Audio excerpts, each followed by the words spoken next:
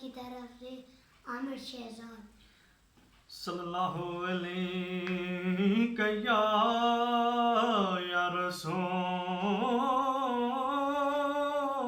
अल्लाह वसल्लम अलैका या हबीब अल्लाह। रहमत दा दरिया इलाही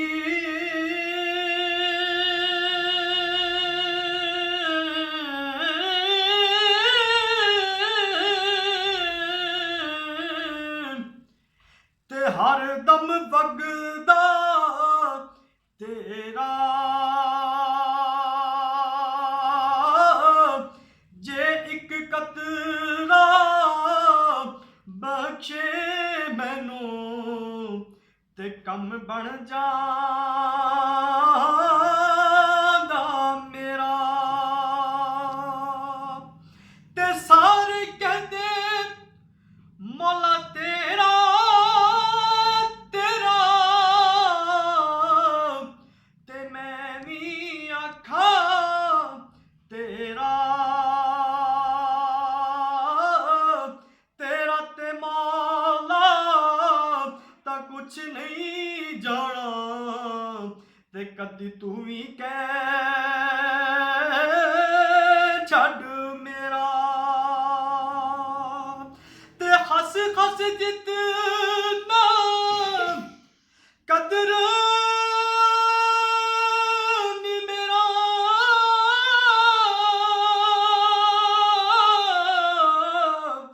ते मेरे साहिब नू वड्डे आइया ते मैं गलियां दा रूड़ा कूड़ा ते मैनू महल चढ़ाया साया ते मैं निवान मेरा मुर्शिद उच्चा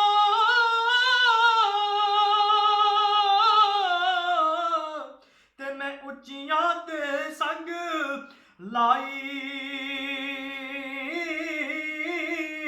ओ सदके जावा इन्ना उच्चियां कोलों ते जिवें नीवियां नाल निभाई ते हिजर तेरा जे पानी मंगे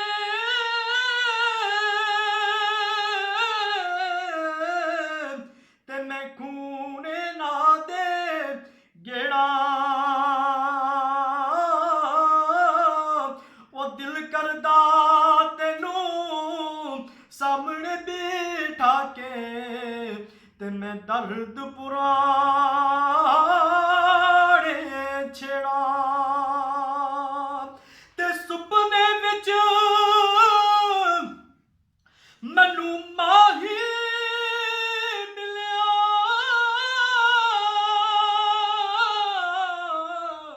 ते मैं गल विच पा लिया बावां ते डरदी मारी मैं अख ना खोला किते फिर विछड़ ना जावा ते सांस जोड़ संगत दे विखे ते आखर बिता पईयां वो जिन्ना बिना एक पल सीना लगदा ओ शक्लां याद न रहियां